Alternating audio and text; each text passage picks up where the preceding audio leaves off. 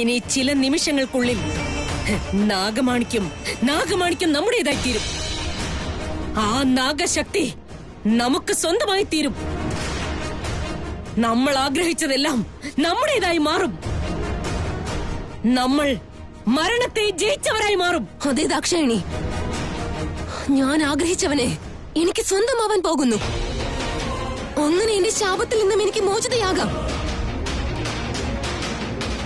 നമുക്കിപ്പോൾ ലഭിക്കുന്ന നാഗമാണിക്യം കാരണം നമ്മുടെ എല്ലാ ആഗ്രഹങ്ങളും നടക്കുന്നതായിരിക്കും കൃഷ്ണേ. ഇനി മുതൽ നമ്മുടെ നാളുകൾ സന്തോഷത്തിന്റെ ദിനങ്ങളായിരിക്കും. ഇനി നമ്മൾ ഈ പ്രപഞ്ചം തന്നെ ഭരിക്കാൻ പോകുന്ന ദിവസങ്ങളാണ്.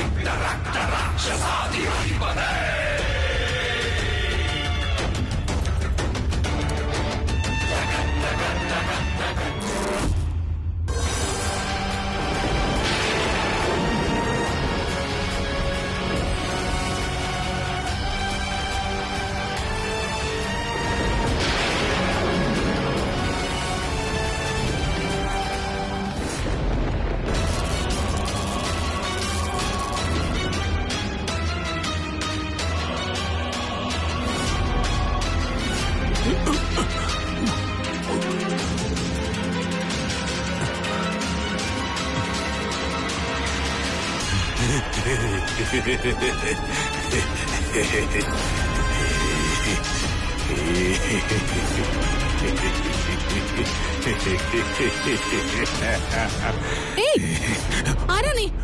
നിക്കവിടെ.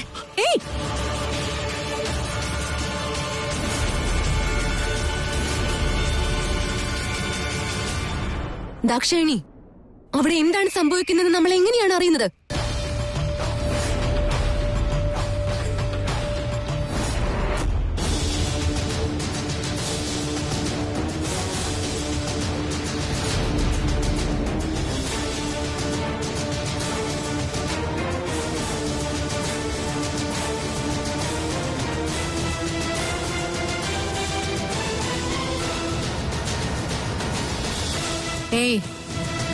ആരാണ് നീ?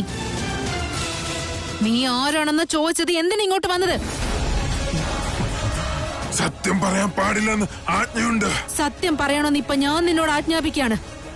പറ, ആരാണ് നീ? ആരാ ഇങ്ങോട്ട് അയച്ചത് നിന്നെ?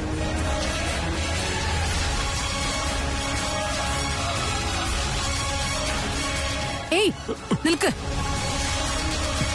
പറ, ആരാ നീ? ഇല്ല, എനിക്കത് പറയാൻ ഒരിക്കലും സാധിക്കില്ല. നിങ്ങൾ എന്നെ കൊന്നാലും ഞാനത് പറയില്ല. അവിടെ നിൽക്കാൻ.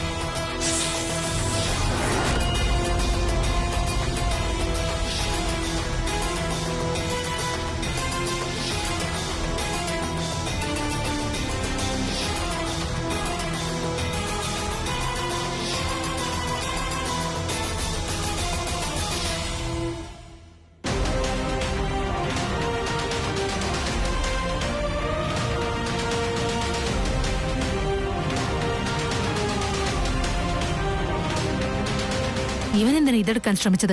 അതിന് മാത്രം സവിശേഷത എന്താ ഇതിനുള്ളത്?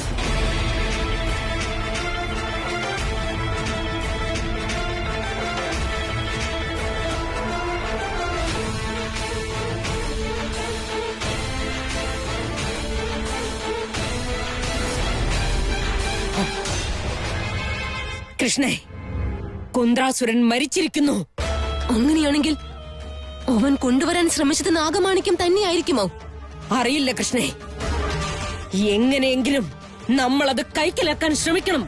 അപ്പോ അതാണ് നാഗമാണിക്യം. ഇത്രയും ദിവസം അത് അവളുടെ കൂടെ ഉണ്ടായിട്ടും അത് നമുക്ക് മനസ്സിലായില്ലല്ലോ. ഇനി ചിലപ്പോൾ അത് നാഗമാണിക്യമാണെന്നുള്ള കാര്യം അവൾക്കറിയില്ലായിരിക്കുമെങ്കിലോ? അങ്ങനെ അവൾക്ക് അറിയാമായിരുന്നുവെങ്കിൽ പിന്നെ എന്തിനവൾ ഇത്രയും നാൾ ഭൂമിയിൽ നിൽക്കണം? അതുകൊണ്ട് അവൾക്ക് നാഗലോകത്തേക്ക് പോകാമായിരുന്നില്ലേ? അവൾ നാഗലോകത്തേക്ക് പോകാതെ ഇവിടെ തന്നെ നിൽക്കുന്നു എന്നാണെങ്കിൽ മറ്റെന്തോ കാരണമുണ്ടെന്നുള്ളതാണ് സത്യം കൃഷ്ണേ. ആ ആഭരണത്തിനുള്ളിൽ നാഗമാണിക്യമുണ്ട്. എന്നാൽ ആ വിഷയം അവൾക്കറിയില്ല എന്ന് തോന്നുന്നു. നമ്മളത് നേടിയേ മതിയാവൂ കൃഷ്ണേ. അത് നമ്മൾ നേടുക തന്നെ ചെയ്യും.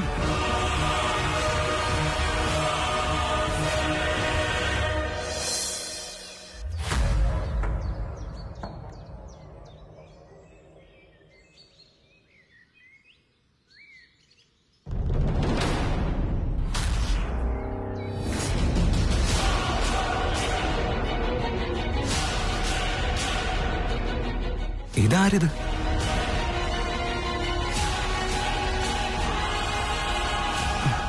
ഇങ്ങനെ വീണ് കിടക്കുന്നു.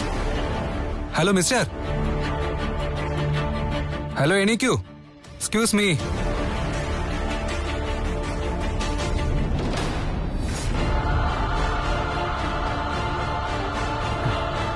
ധനഞ്ജയ്, അമ്മേ, മുത്തശ്ശി, ശിവാനി, ധനഞ്ജയ്, എല്ലാരും ഒന്ന് വേഗം വന്നേ. എന്തിനാ ഇങ്ങനെ കൂവി വിളിക്കുന്നേ? ആരെങ്കിലും ചത്ത് കിടക്കുന്നുണ്ടോ? ചത്ത് കിടക്കുന്നോണ്ടാ വിളിച്ചത്. ഇങ്ങോട്ട് വന്ന് നോക്കിയേ.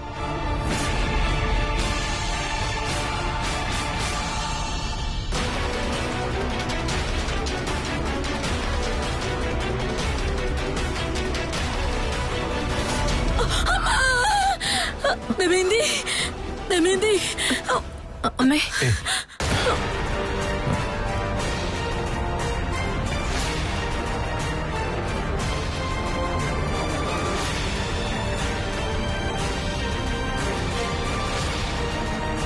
ആരാണിവൻ?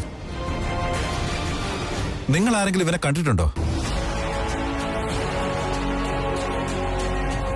ഇല്ല, പക്ഷേ ഇത്തരം വേഷം ധരിച്ച് കവർച്ച നടത്തുന്ന ഒരു ഗ്യാങ് ഈയിടെയായിട്ട് കുറച്ച് ആക്റ്റീവ് ആണെന്ന് ന്യൂസ് കേട്ടിരുന്നു. അതിന് ഇവൻ ഇവിടെ വന്ന് മരിച്ചു കിടക്കുന്ന എങ്ങനെയാ? എന്താ മോനെ ഇത് ധനഞ്ജയ്? രാവിലെ തന്നെ നമ്മുടെ വീട്ടില് ഒരു മരണം ഉണ്ടായി എന്ന് പറയുമ്പോ എന്താണ് അതിന്റെ സൂചന?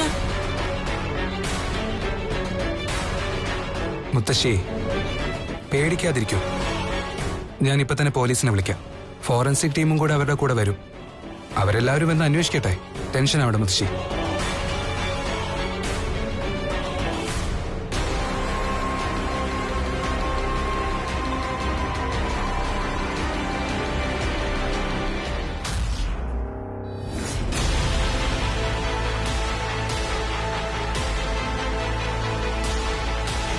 ഇവന്റെ ദേഹമാസകലം കണ്ടിട്ട് ഇവന്റെ മരണം മനുഷ്യര് കാരണമല്ല. ഉറപ്പായിട്ടും ഇവന്റെ മരണത്തിന് പിന്നിൽ പാമ്പ് തന്നെയായിരിക്കും.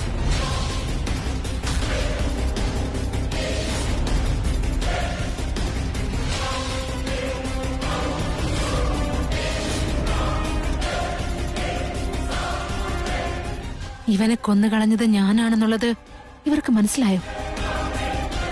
എന്റെ ദൈവമേ, ആദ്യം എന്റെ മകനെ കാണാതായി, ഇപ്പൊ എന്റെ കൊച്ചുമകനെ കാണാനില്ല.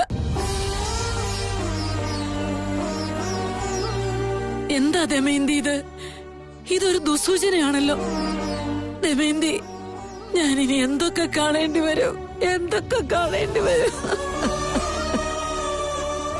മുത്തശ്ശി, ഒന്ന് സമാധാനമായിട്ടിരിക്കൂ. ദയവ് ഇത് കരയല്ലേ. അമ്മേ, ഒന്ന് വിളിച്ചോണ്ട് പോ. മാമേ, ചെല്ലു മുത്തശ്ശി. Excuse me. ഈ കൊല എങ്ങനെ സംഭവിച്ചെന്ന് എന്റെ ടീം വന്ന് അന്വേഷിക്കും. അതുവരെ ഈ വീട്ടിൽ നിന്ന് ആരും പുറത്തേക്ക് പോകരുത്. So please.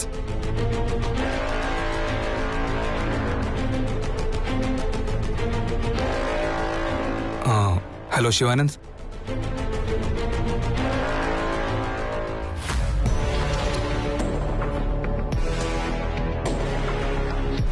എന്നാലും നമ്മുടെ വഴിയിൽ അവൾ തടസ്സമായിട്ട് വന്നല്ലോ. അവള് കാരണം കുന്ദ്രാസുരൻ മരിച്ചിരിക്കുന്നു. അവന്റെ ജഡം ഇപ്പോൾ ഇവിടെ വീണ് കിടക്കുന്നു. കൃഷ്ണേ, അവനെ എവിടെയെങ്കിലും ദൂരെ സ്ഥലത്ത് കൊണ്ടുപോയി ദഹിപ്പിക്കണമായിരുന്നു. നമ്മൾ എങ്ങനെ അറിയാനാ ദാക്ഷായണി? ഒരു രാക്ഷസന്റെ മരണമുണ്ടായാൽ അവന്റെ ശരീരം പെട്ടെന്ന് മായേണ്ടതാണ്. അതാണ് സത്യം. പക്ഷേ നാഗവിഷത്താൽ മരണപ്പെട്ട ദേഹം അപ്രത്യക്ഷമാവില്ല എന്നുള്ള കാര്യം എനിക്ക് അറിയില്ലായിരുന്നു.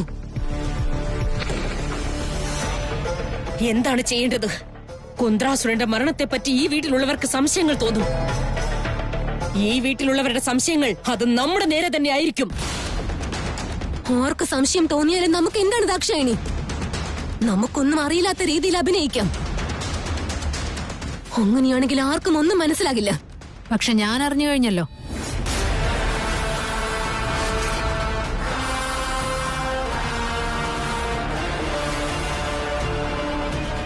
ഇതെന്താ രണ്ടുപേരും അങ്ങനെ തന്നെ നിന്ന് കളഞ്ഞത്?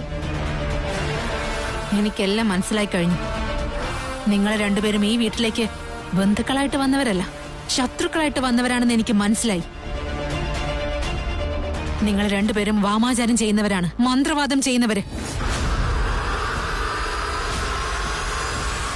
ആ, അതുപോലെ നിങ്ങൾക്ക് രണ്ടുപേർക്കും ചെറിയച്ഛനായിട്ട് ഒരു ബന്ധമില്ല. അദ്ദേഹത്തെ എന്തോ പറഞ്ഞ് വിശ്വസിപ്പിച്ചോ അല്ലെങ്കിൽ ഭീഷണിപ്പെടുത്തിയോ കൂടെ നിൽക്കുന്നവരാണ് നിങ്ങൾ. എന്താണ് നീ പറയുന്നത്? സത്യം. എനിക്ക് നിങ്ങളെ രണ്ടുപേരെയും സംശയം തോന്നി തുടങ്ങിയിട്ട് കുറച്ച് ദിവസമായി.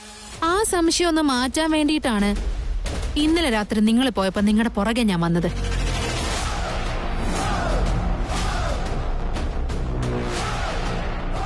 അങ്ങനെ വന്നതുകൊണ്ടാ നിങ്ങളുടെ വിചിത്രമായ വേഷവും വിചിത്രമായ സംസാരവും മന്ത്രവാദവും എല്ലാം കണ്ട് നിങ്ങൾ എങ്ങനെയുള്ളവരാണെന്ന് എനിക്ക് മനസ്സിലാക്കാൻ പറ്റിയത്. ദാക്ഷായണി, ഇവൾക്കിത് എന്താ പറ്റി? ഇവളെന്താ ഇങ്ങനെയൊക്കെ സംസാരിക്കുന്നേ? ഏയ്, നീ നാടകം കളിച്ചതൊക്കെ മതിയാക്ക്. ഇന്നലെ രാത്രി നിനക്ക് പെട്ടെന്നുണ്ടായ ആ മാറ്റവും ആരുടെയോ രക്തം കുടിച്ചതോ ഒന്നും ഞാൻ അറിഞ്ഞില്ല എന്നാണോ കരുതിയത്? എല്ലാം ഞാൻ എന്റെ കണ്ണുകൊണ്ട് കണ്ടതാ.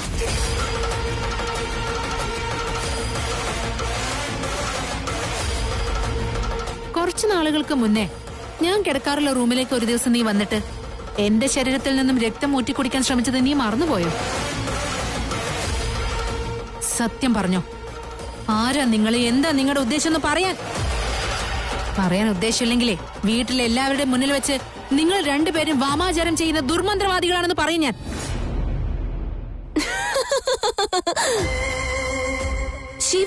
ശിവാനി, നീ എല്ലാ സത്യവും തുറന്നു പറയുന്നോ അതോ നീ പറയുന്നതിന് മുൻപ് ഞങ്ങളെല്ലാം തുറന്നു പറയണോ?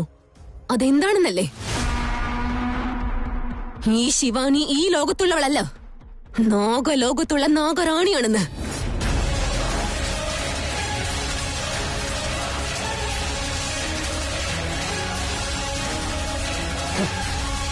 വിളിക്ക്, എല്ലാവരെയും ഇങ്ങോട്ട് വിളിക്ക്. നീ നാഗറാണിയാണെന്ന് എല്ലാരോടും ഇപ്പൊ തന്നെ പറഞ്ഞേക്കാം.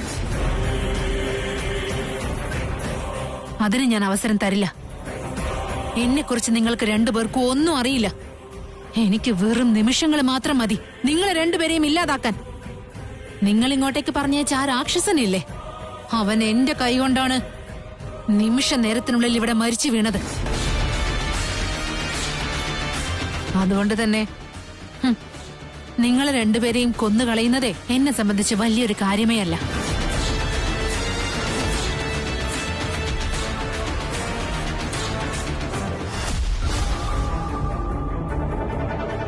ശിവാനി, നീ ശക്തിയുള്ളവളാണ്, സമ്മതിച്ചു.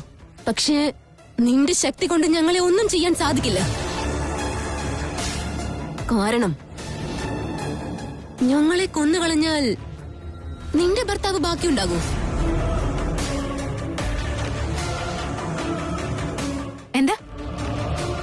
എന്താ നീ ഇപ്പൊ പറഞ്ഞത്?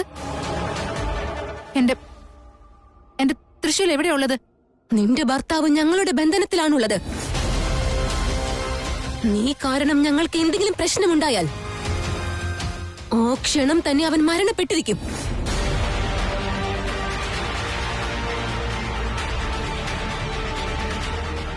വിചാരിച്ചത്? നിന്നോട് തിരികെ വരുമെന്ന് പറഞ്ഞു പോയ ഭർത്താവ് തിരിച്ചു വരുമെന്നാണ് നിന്റെ വിചാരം. പക്ഷെ നിനക്ക് തെറ്റി ശിവാനി. അവൻ ഇനി ഒരിക്കലും വരില്ല. കാരണം അറിയോ, അവൻ ഞങ്ങളുടെ ബന്ധനത്തിൽ തന്നെയാണുള്ളത്. ഞങ്ങൾ ആഗ്രഹിച്ച കാര്യം നടക്കുന്നതുവരെ അവൻ അവിടെ തന്നെ ഉണ്ടാവും. നീ കാരണം എന്തെങ്കിലും പ്രശ്നങ്ങൾ ഉണ്ടായാൽ പിന്നെ അവന്റെ മരണമായിരിക്കും.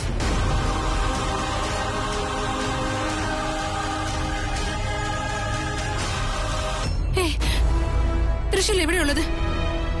എവിടെയാണെന്ന് പറ, എനിക്കത് അറിഞ്ഞേ പറ്റൂ. അത് നിനക്കറിയണമെന്നുണ്ടെങ്കിൽ ഞങ്ങൾ പറയുന്ന കാര്യങ്ങൾ നീ ചെയ്യണം.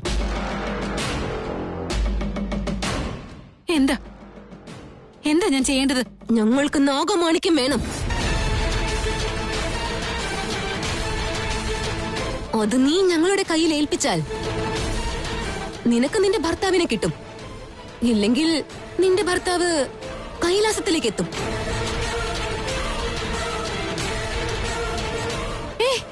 എന്തിനാ നിങ്ങൾ ഇങ്ങനെയൊക്കെ സംസാരിക്കുന്നത്? സത്യമായിട്ടും നാഗമാണിക്ക് എവിടെയാണെന്നൊന്നും എനിക്ക് അറിയില്ല. ദേവേദന്റെ തൃശ്ശൂൽ എവിടെയാണെന്നൊന്ന് പറഞ്ഞതാ. ശിവാനി, നിനക്ക് ഒന്നും മനസ്സിലാകുന്നില്ലേ? നിനക്ക് തൃശ്ശൂലിനെ വേണമെങ്കിൽ ഞങ്ങൾക്ക് നാഗമാണിക്യം കിട്ടണം. ഞങ്ങൾ പറയേണ്ടത് പറഞ്ഞു. ഇനി നിന്റെ തീരുമാനം.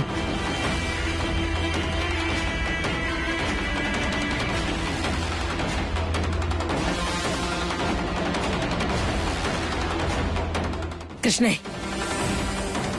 തൃശ്ശൂൽ എവിടെയുണ്ടെന്ന് നമുക്ക് തന്നെ അറിയില്ല. പിന്നെ നീ എന്തിനാണ് അവളോട് അങ്ങനെയൊക്കെ പറഞ്ഞത്? തൃശ്ശൂൽ എവിടെയുണ്ടെന്ന് അവൾക്ക് തന്നെ അറിയില്ല. ഞാൻ ആ സാഹചര്യം മുതലെടുത്തത് കൊണ്ടാണ് എല്ലാം അറിഞ്ഞത്. നാഗമാണിക്യം എവിടെയുണ്ടെന്ന് അവൾക്കും അറിയില്ല. പക്ഷേ അത് അവളുടെ കൈവശമുണ്ടെന്ന് നമുക്ക് മാത്രമേ അറിയാവൂ. എത്രയും പെട്ടെന്ന് അവളുടെ കയ്യിൽ നിന്ന് നാഗമാണിക്യം സ്വന്തമാക്കണം. ആ മരിച്ച വ്യക്തി ആരാണ്? കാണാനും വളരെ വിചിത്രമായിരിക്കുന്നല്ലോ. ഇവിടെ വന്നെങ്ങനെ മരിച്ചു?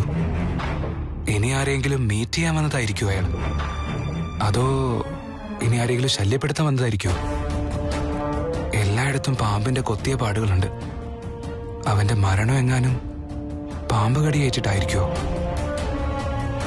അയാളെ കൊന്നുകളഞ്ഞത് ഞാനാണെന്നുള്ളത് അഭയ്ക്ക് എന്തെങ്കിലും സംശയം തോന്നിയിട്ടുണ്ടാവോ? ഇവിടെ നടക്കുന്ന കാര്യങ്ങളെക്കുറിച്ചൊക്കെ ഇവനോട് പറയണമെന്നാണല്ലോ മനസ്സ് പറയുന്നത്. അതെന്താ എനിക്ക് അങ്ങനെ തോന്നാൻ?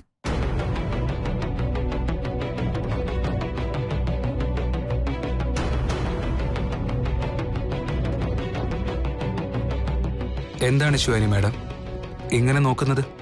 എന്തെങ്കിലും പറയാനുണ്ടോ? എന്നാ പറയൂ. അത് എന്റെ മനസ്സ് വീണ്ടും വീണ്ടും നിങ്ങൾ എനിക്കെന്തോ വേണ്ടപ്പെട്ടവരാണെന്ന് പറഞ്ഞുകൊണ്ടിരിക്കുക. നിങ്ങളോട് എനിക്ക് ഒരുപാട് സംസാരിക്കാനുണ്ട്. പക്ഷെ എന്താ പറയേണ്ടതെന്നോ എങ്ങനെയാ അത് പറയേണ്ടതെന്നോ എനിക്കറിയില്ല. ഞാൻ നിന്റെ തൃശ്ശൂലാണെന്ന് നിന്റെ മനസ്സിൽ തോന്നി തുടങ്ങിയിട്ടുണ്ട് ശിവാനി. അതുകൊണ്ടാണ് നിനക്ക് എങ്ങനെയൊക്കെ തോന്നുന്നത്. എന്നാൽ ഞാൻ നിന്റെ തൃശ്ശൂലാണെന്ന് പറയാൻ പറ്റുന്ന സാഹചര്യം അല്ല ഇപ്പോ. എനിക്ക് വേണ്ടപ്പെട്ടവർക്ക് എന്തോ അപകടം വരാൻ പോകുന്നു മനസ്സ് പറഞ്ഞുകൊണ്ടിരിക്കുക. അതുകൊണ്ട് നിങ്ങൾ പുറത്തേക്ക് എങ്ങോട്ടും പോവണ്ട, ഇവിടെ തന്നെ നിന്നാ മതി. നിങ്ങൾ പറയുന്നത് എനിക്ക് മനസ്സിലാവുന്നുണ്ട് ശിവാനി. അധികമൊന്നും ആലോചിച്ച് വിഷമിക്കണ്ട. ഞാൻ വന്നു തന്നെ എല്ലാം ശരിയാക്കാനല്ലേ.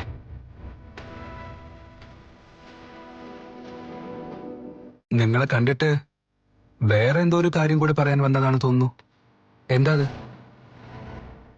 മനസ്സിൽ എന്തോ ഒരു പ്രധാനപ്പെട്ട കാര്യം വെച്ചുകൊണ്ട് അത് പറയാൻ സാധിക്കാതെ വരുന്ന സങ്കടമുണ്ടല്ലോ, അതൊരു വലിയ കഷ്ടമാണ്. എന്തെന്നാൽ ആ കഷ്ടം ഞാനും ഇപ്പൊ അനുഭവിച്ചുകൊണ്ടിരിക്കും.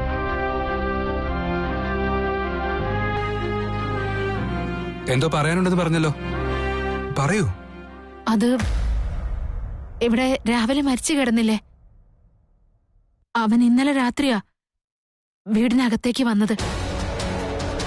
എന്തിനാ വന്നെന്ന് ഞാൻ ചോദിച്ചപ്പോ അവൻ വല്ലാത്ത രീതിയിൽ പെരുമാറി. പിന്നീട് ഞങ്ങൾ ഇരുവരും തമ്മിൽ വാക്കേറ്റം ഉണ്ടായി. അതിനിടയില് അവൻ മരിച്ചുപോയി.